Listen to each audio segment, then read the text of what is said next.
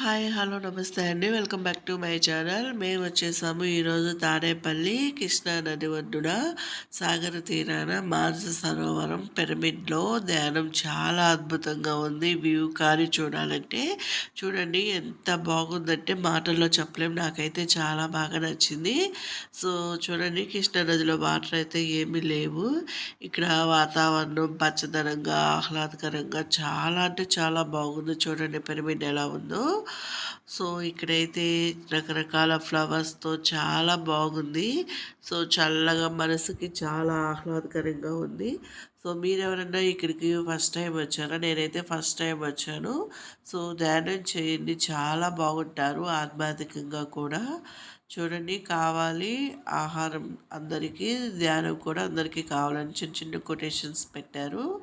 రోజా flowers ఏంటి చాలా బాగుంది కదా. ఇక్కడ చూడండి తామర పువ్వులో బాబాని పెట్టారు.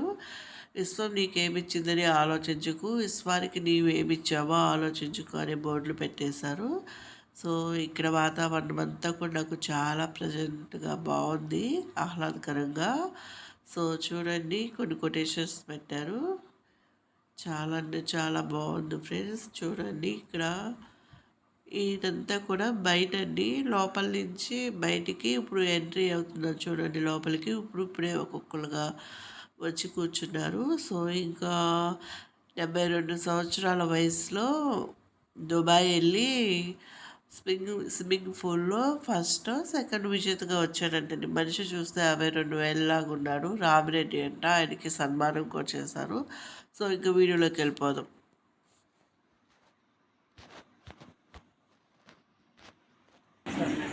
ఆత్మజ్ఞానాన్ని బోధించి వందలు కాదు వేలాది మంది ఆత్మబంధువులు ప్రసాదించిన బ్రహ్మశ్రీ పితామహ పత్రిజీకి,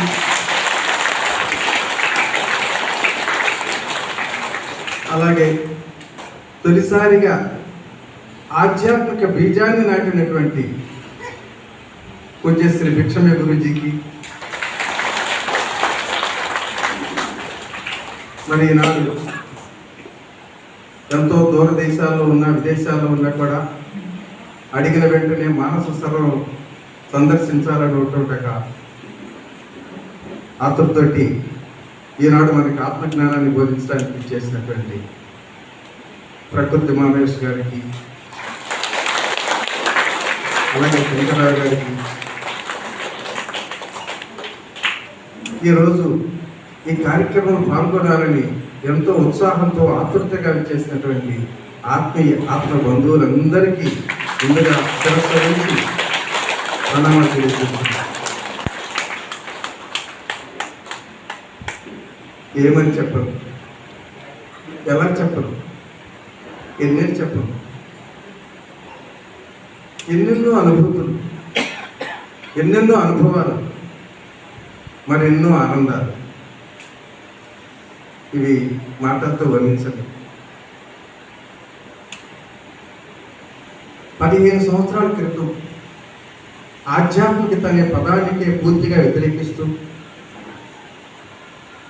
ధ్యానాన్ని చాలా అవహేళన చేసి అపహాస్యం చేస్తూ,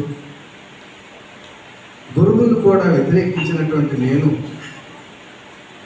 ఈనాడు నా వృత్తి ప్రవృత్తిని మార్చుకొని ఈ ధ్యాన జీవితానికి అంకితం అవటం అంటే ఇప్పటికీ నాకు నేనే నమ్మలేని పరిస్థితి.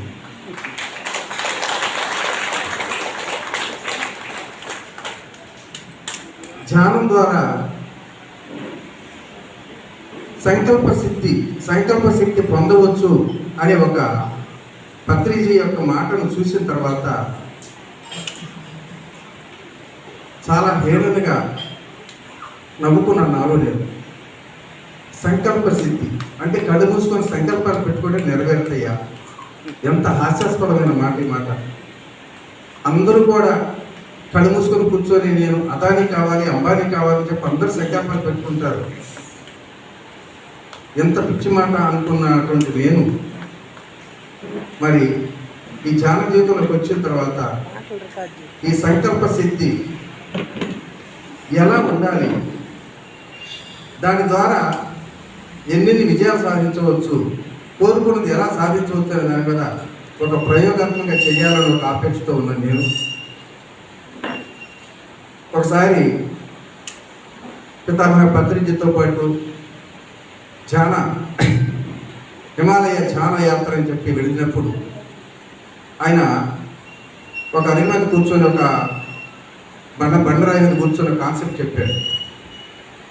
ఏమన్నాడంటే, ప్రతి మనిషిలోనూ సర్వశక్తులు ఉన్నాయి, మనిషికి అసాధ్యం అంటూ ఏదీ ఉండదు, సాధన ద్వారా ఏదైనా సాధించవచ్చు అనే 3 మాటలు చెప్పటం అవి నా మనసులో బాగా రికార్డ్ అయ్యాయి.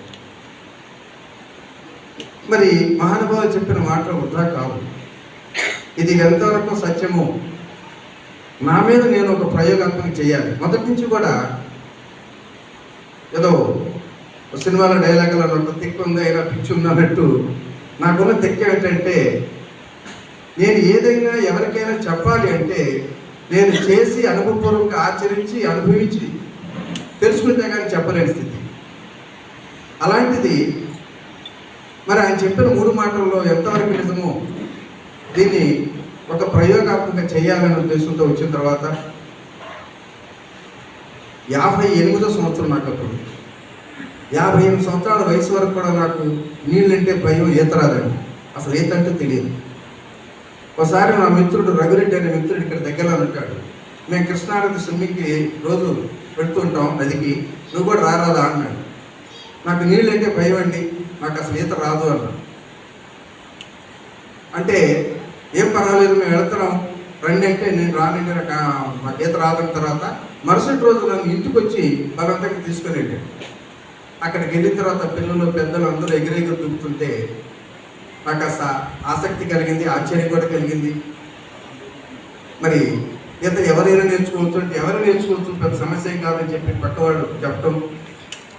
ఏం చేయాలి ఏంటంటే, ఏమి లేదండి కాళ్ళు చేతులు ఆడించడమే చాలు అన్నట్టుకంటే ఇంకా ఆతులు దాపుకొరక గబగబ నేను నీళ్ళలో దిగి లోపలికి వెళ్ళిపోయానండి. కాళ్ళు చేతులు ఆడిస్తుంటే కిందకి ముందుతాను, అంతే పైకి రావట్లేదు. ఇంకా నా ప్రాణం అప్పుడే పోయిందేమో అనుకున్నా. అలాంటిది కిలకిల తనుకుంటే ఎట్లా కొట్టుకుని పడ్డాం. ఆయన ఏమో ప్రాక్టీస్ ఉండాలయ్యా, సాధన లేకుండా చేస్తే ఎట్లా ప్రాక్టీస్ ఉండాలన్నాడు. ఈ వయసులో ఈ ప్రాక్టీస్ ఇంకా నాకు ఏం చేస్తాం ఇప్పుడేం చేస్తాం అని చెప్పి కొంచెం నిరాసక్తిగా ఉన్న టైంలో మరుసటి రోజుని నేను గాంధీనగర్ సెంటర్లో వెళ్తుంటే ఒక 6 సంవత్సరాల పసిపాప మరి సర్కస్ ఫిట్ లాగా తల్లిదండ్రులు నేర్పించినటువంటి విద్యతోటి ఒక తీగ మీద నడుస్తుంది. అయ్యి చివరికి ఆ చివరికి అక్కడక్కడ బ్యాలెన్సింగ్ పెట్టి అప్పుడు అనిపించింది, అభంశుభం తెలియనటువంటి ఆ పసిపాప అలా తాడు మీద నడుస్తుందంటే ప్రాక్టీస్ చేయబట్టే కదా.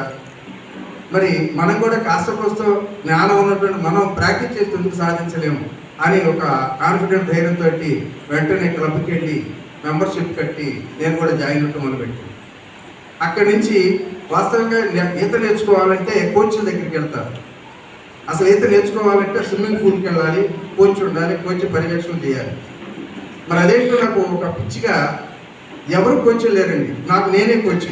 నేనే రోజు కాసేపు కాస్తారు అట్లా ఇదుకుంటూ వెళ్ళి 6 మాసాలు బాగా సాధన ప్రాక్టీస్ చేసిన తర్వాత మా మిత్రులందరూ 1.5 కిలోమీటర్ ఐలాండ్ ఈదుకుంటూ వెళ్తుంటే నేను సగం దూరం వెంటనే నేర్చుకున్నాను. అప్పుడు నాకు 1000 ఏనుగుల బలం వచ్చినట్టు వచ్చింది. అమ్మో, నేను ఈ వయసుకి తగ్గట్టుగా సగం దూరం వెళ్ళాను, ఇదే గొప్ప అనుకుని చెప్పి ఇక రోజు వాళ్ళేమో చివరిదాకా వెళ్ళేవాళ్ళు, నేను సగానికి వెనక్కి తిరిగి వస్తుంటే ఒక రోజు రాఘవరావు మిత్రుడు ఎందుకు వెనక్కి తిరుగుతున్నావు అన్నాడు. నా టార్గెట్ ఇంతే బాబుకి, ఎందుకని నేను ఏదో లేనన్నా. సెంటర్లో ఉన్నాను కదా. ఆయన అన్నాడండి లాజిక్గా, ఇక్కడి నుంచి ఇటంతో అటెంతో దూరం చూడన్నాడు. చూస్తే 2 సెంటర్లో ఉన్నాయి, 2 సమానమైంది. మరి అక్కడ దాకా వెళ్ళేవాడు ఇటు రావచ్చుగా అన్నాడు. కాస్త ఆశ కలిగింది. నిజమే, ఇక్కడి నుంచి ఇటు వెళ్ళేవాడిని అటు వెళ్ళొచ్చు కదా అనుకున్న తర్వాత మరి వచ్చేటప్పుడు ఎలా అంటే మేము ఉన్నాం కదా అని చెప్పి వాళ్ళ ధైర్యం చెప్పాడు. సో ఇక వాళ్ళ మీద విశ్వాసంతో వెళ్ళానంటే చివరికి వెళ్ళి అక్కడ ఐలాండ్ ఒడ్డెక్కి వెనక్కి తిరిగి చూసుకుంటే ప్రపంచాన్ని జయించినంత ఆనందం కలిగింది. నేను సాధించాను అనే మాట, అంటే పత్రిజీ మాట గుర్తొచ్చింది. సాధన చేస్తే ఏదైనా సాధించవచ్చు అనే మాట ఇదే కదా యథార్థం అనుకునే పరిస్థితులు. ఇంకా అక్కడికి నుంచి ఏదో వ్యాయామ పరంగా బాగుంది కదని చెప్పి వెళుతున్న సమయంలో 2000 అంటే మాకు ప్రతి సంవత్సరం కూడా జనవరి 26 రిపబ్లిక్ డేకి ఈత పోటీలు పెడతారండి. అమ్మవారి గుడి మెట్ల దగ్గర నుంచి చివరి వరకు. 2015 సంవత్సరం అక్టోబర్ 24వ తారీఖు నాడు నేను ఒక ధ్యాన క్లాసులో ఎప్పటి వరకు కూడా ధ్యాన జీవితంలో ఎన్నో అనుభవాలు పొందాను. మరొక అద్భుతమైనటువంటి అనుభవం సత్యం తెలుసుకోవాలనుకొని ఈరోజు మీ ముందు నేను సంకల్పం పెడుతున్నాను. వచ్చే జనవరి 26 రిపబ్లిక్ డేకి ఈత పోటీలో నేను కూడా పార్టిసిపేట్ చేసి గోల్డ్ మెడల్ తీసుకొని కలెక్టర్ గారు సన్మానం పొంది పేపర్లో ఫోటో వేయించుకోవాలి, ఇదే నా సంకల్పం అని చెప్పగానే అందరూ చప్పట్లు కొట్టేశారు. మరి మీరు కూడా కొట్టారు.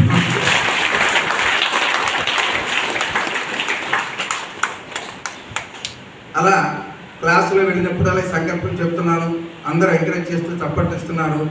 ఇదే మాట మా క్లబ్లో చెప్తే వాళ్ళేమో నోటుతో నొసతో ఎక్కిరిస్తున్నారు. నీకు నీ ఆకారానికి 67 ముసలాడికి నీ ఫస్ట్లో చాలా మంది ఉన్నారని చెప్పి వాళ్ళు హేళన, ఇక్కడేమో చప్పట్లు అభినందనలు, అక్కడేమో హేళనలు. ఆ రకంగా అనుకున్నట్టుగానే మరి 2016 సంవత్సరం జనవరి 26 రిపబ్లిక్ డేలో 250 మంది పార్టిసిపేట్ చేశామండి. దాంట్లో అందులో ఫస్ట్ ప్రైజ్ సాధించి గోల్డ్ మెడల్ తీసుకొని కలెక్టర్ గారు సన్మానం పొంది పేపర్లో ఫోటో వేయించుకోవడం నా సంకల్పం నేర్చుకున్నాను. అప్పుడు పత్రిక చెప్పిన మాట యథార్థం, సంకల్ప శక్తి. ధ్యానం ద్వారా ఏదైనా సాధించవచ్చిన దానికి సంకల్పం ఉంటే ఏదైనా సాధించవలసినటువంటి ఆ నమ్మకాన్ని రుజువు చేసుకున్న తర్వాత మరి 2018 సంవత్సరం సెప్టెంబర్ 24వ తారీఖు నాడు state level swimming competition Visakhapatnam జరుగుతుంది. మా మిత్రులు వెళదామంటే జిల్లాలో ఎవరికైతే తిక్కాడా లేదయ్యా, స్టేట్ లెవెల్ రావడం అది పెద్ద మనకు ఊహల్లో కూడా అందరూ. నేను రానులేని చెప్పాను అన్నాను. 4 రోజుల తర్వాత డాక్టర్ జీకే గారికి ధ్యాన క్లాసులు చెప్పాలని చెప్పి ఆయన ఇన్వైట్ చేయటం. సరే స్వామి కార్యం సర్కారు అయిపోయింది కదా, వరకు క్యాజువల్గా వెళ్ళి అసలు పార్టిసిపేట్ చేద్దాం. ఇక్కడైతే ఒక సంకల్పం పెట్టుకున్నా, అక్కడ ఏ సంకల్పాలు వికల్పాలు ప్రగల్భాలు అని చెప్పుకోలేదండి. ఊరికి పార్టిసిపేట్ చేద్దామని ఉద్దేశంతో వెళ్ళాను. ఫస్ట్ టైం నేను అప్పుడు దాకానేమో నదిలో ఈదేవాళ్ళం, స్విమ్మింగ్ పూల్లో అసలు నాకు ఎటువంటి అనుభవం కూడా లేదు. ఫస్ట్ టైం కాబట్టి వెళ్ళాం.